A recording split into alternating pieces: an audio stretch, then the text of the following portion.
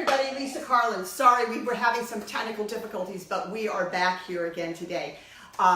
We're doing a tremendous lunch break live, and I'm going to be featuring Switch4Good. I had the incredible, I was so excited that I was asked to attend the Switch4Good conference about a week and a half ago, and there were Olympic athletes there. In fact, there were 85 Olympic athletes and national champions all gathered together at Asher Brown's Pollution Studios, and we learned all kinds of things about becoming dairy-free. And many of these athletes are dairy-free, and they won their medals, they won their championships by giving up dairy products. That means milk and cheese and ice cream and all of the dairy products that people tend to incorporate into their diet. And what happened is they ran faster, they swam faster, their recovery time, which was the most important thing to them, was less, so they could get more workouts in because their recovery time after hard Olympic level elite workouts was shorter. Let's watch a video that was created, and this was, let's go over here, we have Josh Goldstein behind the camera today, and let's show the commercial. Let's see if I can pull this up. There we go. I did it and I got stronger. I did it to take back my life. I did it to run faster, and I ran faster the next day. I did it for my athletic performance, and it worked. I made the switch at almost 40 for my health. I didn't need dairy milk to make Olympic history twice. Going back to cow's milk? No way. I made the switch for good. For good. For good. I am proud to be Dairy-free. Switch for good. So here's the brochure, the program from the event that I attended. It was August 25th and 26th at Pollution Studios. And if you go to switch4good.org, you can see the incredible website that they put together. And this was the Switch4Good S4G Dairy-Free Athletic Summit. And it was incredible. Let me tell you, we have, how's that working for you, Josh? Okay, so there is a website, switch4good.org. There's a Facebook page. There's an Instagram also of the same name, Switch4Good. And there are recipes. There are some additional videos of some of the athletes talking about what this journey has been like for them to give up dairy products. And I'm going to make two of the recipes that are on the Switch4Good website. So we're going to do a vegan mock tuna, and then we're going to do a watermelon salad. So let's get started. So we started off with some Great Northern white beans, and I literally just mashed them. And so this is a can of beans that have been drained, and we're going to add some mustard, about how much mustard? About 2 tablespoons. I'm going to eyeball this to give it some flavor. So we're going to add some mustard. These are hearts of palm. They come in a can, and I just took them and here they are over here. This is what they look like. They come in this these sort of cylinders, and this is hearts of palm, and they give a nice sort of a pickled kind of flavor. They're not really crunchy, but they help mimic the taste of tuna when you blend it together with the other elements of what goes into tuna, which is usually celery and red onion. So I just diced these up, and I'll just show you how I diced one of them up, like this. And then I diced up some red onion, and I diced up some celery. So let's just add this to the mixture. There we go. And this recipe is available on the Switch4Good website. The other thing that makes it taste good is dill. And this is fresh dill, and I want to show you how to do this. So when I do it, I leave the big stalks. I take off the big stalk, and I have the little stalks here. And I'm just going to very rough chop mince this and add it in. So I'm going to throw this out, and I'm going to mince this up. And when you mince, it's best just to mush it in between your fingers like this. I always like to show some cooking techniques. And with your fingers down and a chef's knife, I can cut it in this direction, and I can turn it around and cut it in this direction. And rock my knife back and forth. And now we have minced fresh dill that I can drop into here. See how easy that was? And if you want more dill, you know, feel free to add more dill to it. Let's see, I've got paper towel over here. And the other thing that we add to the recipe is some of this Old Bay seasoning. And this is a combination, it was in the recipe, and it's a combination of red pepper, black pepper, salt, and paprika.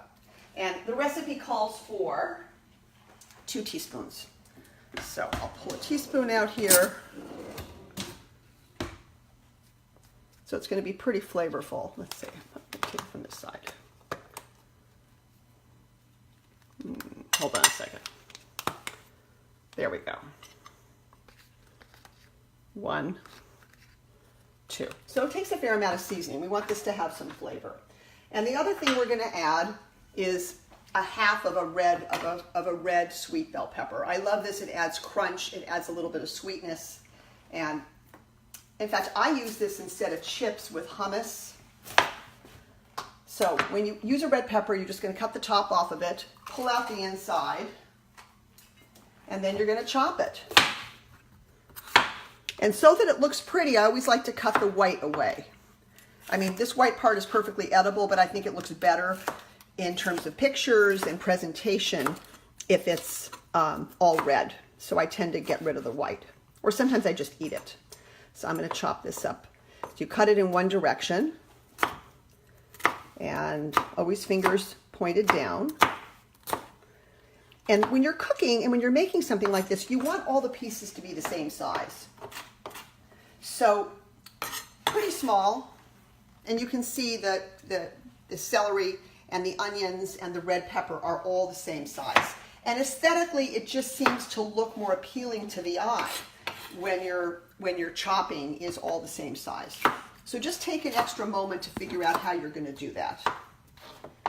Okay, so I go one direction and the other direction. And then we're going to add a little bit of salt and pepper. And we can do it to taste. I like to put it in my hand. This is Costco's Himalayan salt. And I'm going to put it in my hand just so that I can keep track of how much salt I'm adding. Maybe about a 1/4 teaspoon. If I dump it in, I have no control over the salt. Can't take it out. And here's some pepper. This one I'm less worried about. Okay. And now we're just going to mix it up. Now this recipe is a low-fat recipe. It did not call for mayonnaise or oil. And I think what I would do next time is I would save a little of the liquid from the beans to help make it a little more moist. It seems a little bit dry to me. And I think because I already threw away the liquid from the beans, I'm going to throw in a little of the reduced fat Vegenaise. So this is a vegan, there's no eggs in this. This is a vegan mayo. But the recipe online does not call for that. But I'm going to throw in a tablespoon here. And what's nice about using the vegan mayo, even for people who aren't vegan, is there's no egg in this mayo. And what this does is if you make a sandwich, it's not going to go bad. When you hear people going to picnics and getting sick because they had egg salad or potato salad that had mayo and that has been out in the sunlight, it's usually because the eggs in the mayo is what goes bad. Okay, here we go. So now it looks moist enough. How does that look? And if you want to make a sandwich, we have Dave's Killer Bread. They sell this at Costco. I don't know if they have it at Costco all over the country, but I got to tell you, this is my favorite bread. And you know, we need, and it's got whole grains in it, only 2 grams of fat, and it's got 5 grams of dietary fiber in one slice. So let me show you how I'm going to do this, and I'm going to give this to our cameraman. There. So here we have Dave's bread. Do you want mayo on your bread? A little bit. You want a little mayo on the bread? All right, let's do this. And then I'll take the camera All right. and you'll taste it. So like this? Yeah, that's good. All right. So just a little bit. And if you're on a low-fat diet or a no-oil diet, I would use hummus or, nothing at all. But we could reduce the fat if we use the broth that comes with the beans in the can. And if you make beans by yourself, if you cook them from dry, then that cooking liquid is what you can use to make it a little more moist. All right. Let's put this on here, and we'll see if this tastes like tuna to you. And if you want more salt, and you're not on a salt-free diet, you can certainly add a little bit of salt or a little more pepper. And I always like to cut my sandwiches diagonally because I just think it looks better. Let's put this on a plate. There we go. Just grab something from my hands here. And here, I'm going to hand this to you. All right, There we go, Josh Goldstein.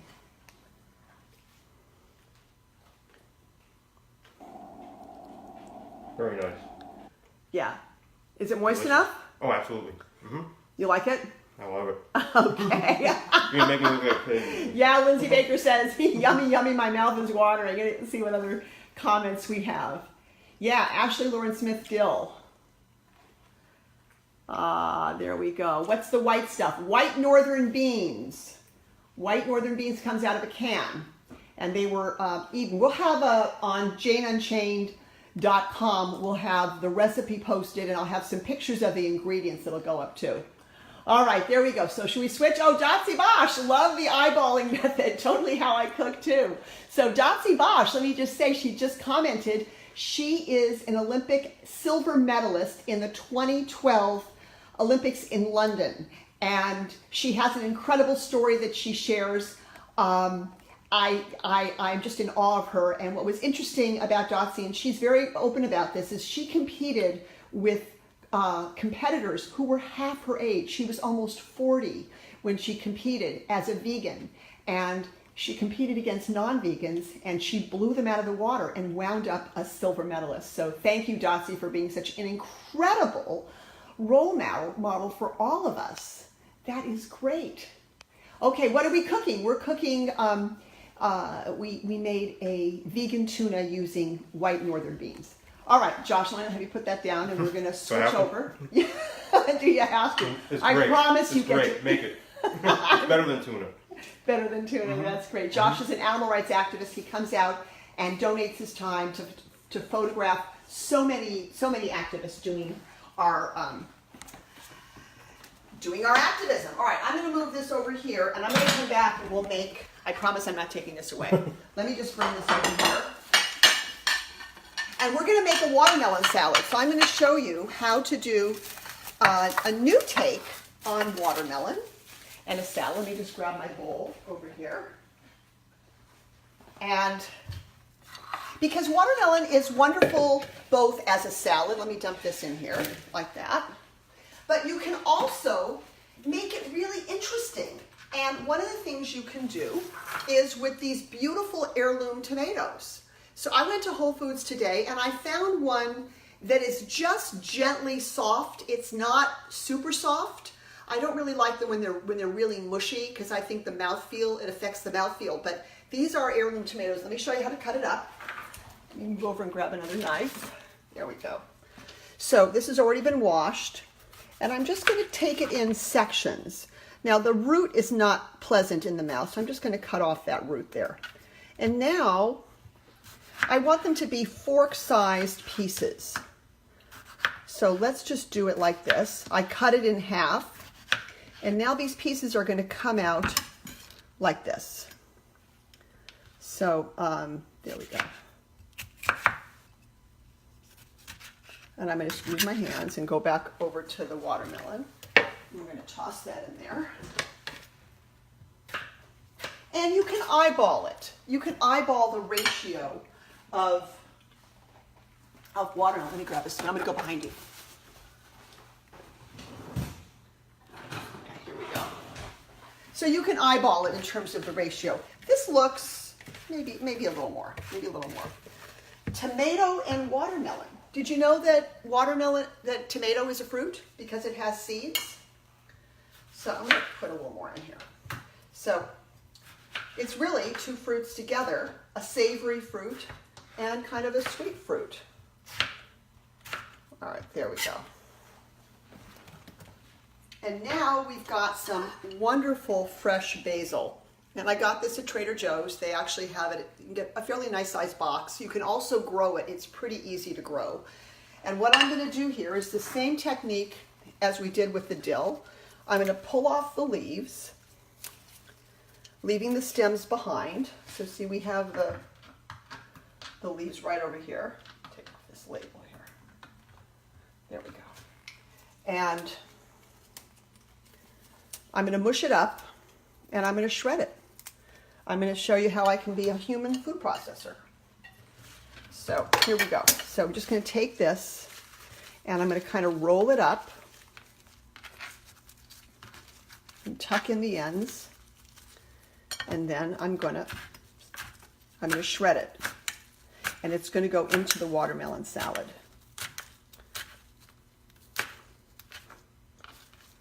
And because I cut it this way, if I want to cut it this way, I can do this as well.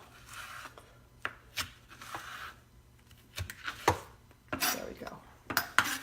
Let's go over here. And how does that look?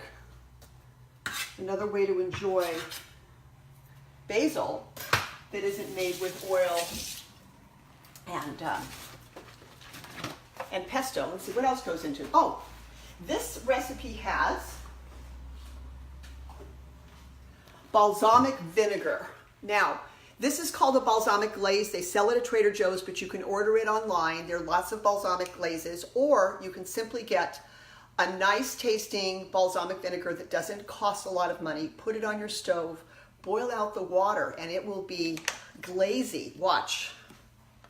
See how thick it is? And I use this as a salad dressing without oil all the time, balsamic glaze.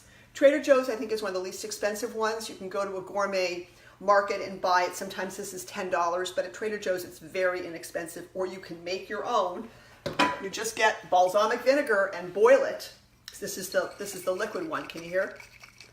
It's the watery one, and when you boil out the water, it becomes glazy like this, thickened. All right, now the recipe online called for a homemade almond cheese, a homemade feta. And I looked to see if I could find a feta today, and I wasn't able to find a feta, so I was able to find tofutti better than ricotta. So this is a vegan ricotta, so we'll kind of have a little bit of a cheesy taste, and I'm going to throw this in here. So the nice part about cooking and cooking vegan is you can blend all kinds of flavors. I really want to try the almond feta recipe that's on the website Switch4Good.org under recipes. But let's see how this comes out. And I think it may be hard for me to put it in little pieces, but I think I might have to just use my hands. Let's see. And I'm just going to drop little pieces here. So you kind of get that cheesy feel.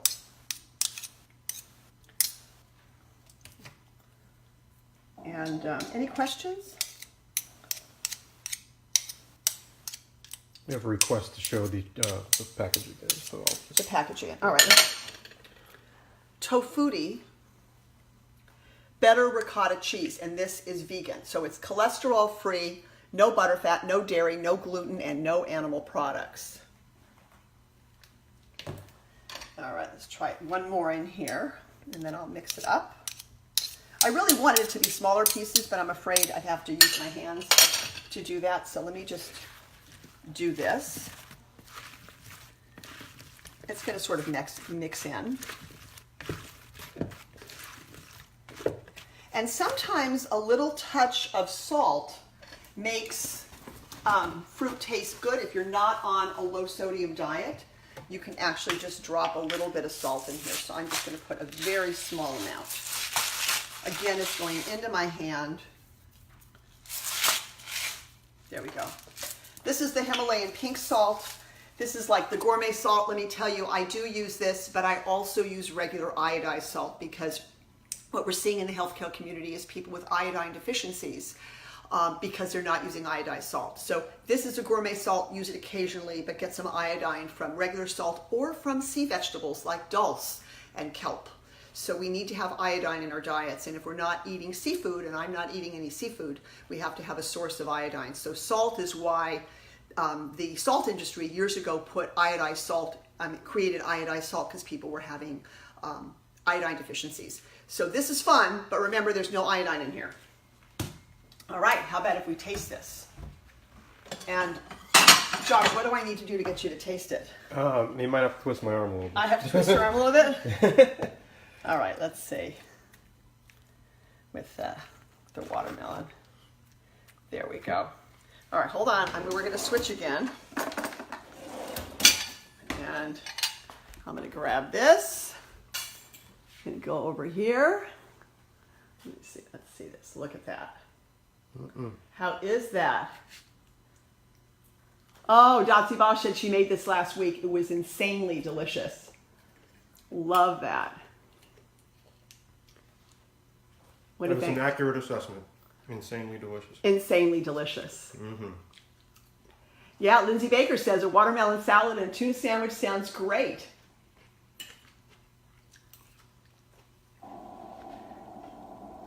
Okay, so for those of you who are tuning in, let you get one more bite and then we'll put give you the camera back. So this was easy. It was relatively inexpensive. You know, when you're using whole food, plant-based food, you're not spending money on expensive meat. You're not spending money on expensive organic dairy products. The problem is dairy is not good for you.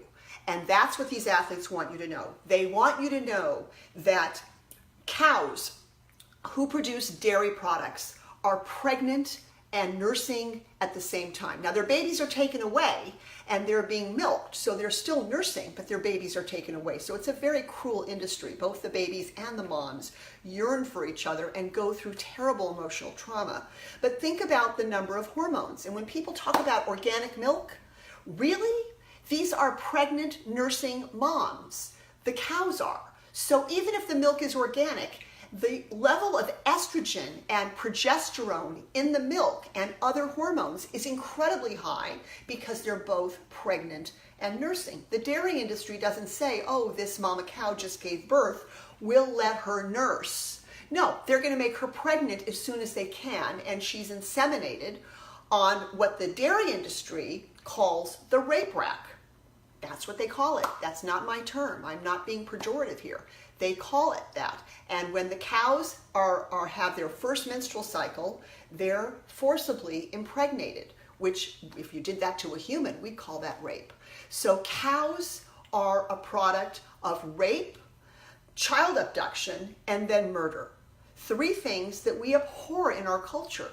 Rape, they're raped because that's how they're inseminated. When their babies are born, they're not allowed to nurse. They're taken away. So that's child abduction. And when their milk production slows to a level at which they're no longer financially beneficial to the dairy industry, they're taken to slaughter. And what do they become? They become our hamburgers. Hamburgers are not beef cows. Hamburgers are, for the most part, dairy cows that are spent dairy cows. So I think it's important to know that. There's a cruelty aspect to all of this. Now let's talk about the health aspect, because most people know that I'm a Food for Life instructor with Physicians Committee for Responsible Medicine. And I want you to know that we've known for years that dairy products make you sick. It's the largest contributor to heart disease that we know because of the saturated fat and the cholesterol. You only find cholesterol in animal products. You find saturated fat in some other products as well. Coconut oil is very high in saturated fat, and we think people should really limit that as well. It's not a product of cruelty, but it's very high in saturated fat. But dairy products are high in saturated fat and cholesterol. It will raise your LDL, or your lousy cholesterol, that's how I remember it. And it contributes to heart disease, it contributes to brain disease. A stroke is like a brain attack, it's like a heart attack of the brain. And we now know from research that has been published and presented at meetings such as Physician Committee for Responsible Medicine's Nutrition in the Brain Conference, I believe that was 2013, 2012 or 2013, where we had researchers from around the world, they weren't necessarily vegan, talking about what is Alzheimer's disease, what contributes to it. Alzheimer's disease is contributed to by saturated fat, by cholesterol, by iron in the ferrous or the 2+ state, by copper that is present when it's added as minerals into food. It should only be present naturally in food. It should not be added. It should not be in your protein powder. And iron, which also contributes to Alzheimer's disease. We get all of these things in drinking milk. We don't get any benefit. We get IGF-1, insulin-like growth factor 1. It's a growth factor. Why is there a growth factor in milk? Because milk is designed for a baby calf to grow a 50-pound or a 60-pound baby calf into 1,000 or more plus cow in a matter of months. Those growth hormones are very powerful. We're done growing. Our babies are done growing when we wean them. That's why most mammals wean their babies after infancy, and then they continue to grow from eating, but they no longer require the nutrients from a lactation product. And no one other than humans breastfeeds from another species. And if you just think about it a little bit, would you be comfortable having horse milk or giraffe milk or elephant milk? And for most people, they go, ew, what are you talking about? Well, of course. We've just been indoctrinated to think that cow's milk is acceptable. And the reality is it's not acceptable. It hurts us. It injures our arteries. It injures our brain. It injures our heart. And these growth hormones impede our ability to maximize our individual athletic potential. And that's what these athletes have learned. They learned that if they give up dairy products and go dairy-free, like the commercial we saw, and I'm going to put that link here so people can just click right to that link. If they give up dairy products, they can work out longer, harder, faster, and exceed their dairy-consuming teammates in terms of their performance. So thank you, everybody. Please share this video. Look out for and also follow Switch4Good on Facebook, on Instagram. Share this video. Let's just rise to the 21st century and eliminate the consumption of dairy, of lactation products from another animal from our diets. I'm telling you, this is a great product. There are so many fabulous dairy-free products that replace all of the products that we love. You can have ice cream, you can have cheese, you can have ricotta. There isn't anything that has not been created in a dairy-free and animal-free form. So thank you very much for joining us. I look forward to your comments, and we'll see you tomorrow for another edition of Lunch Break Live. Bye-bye.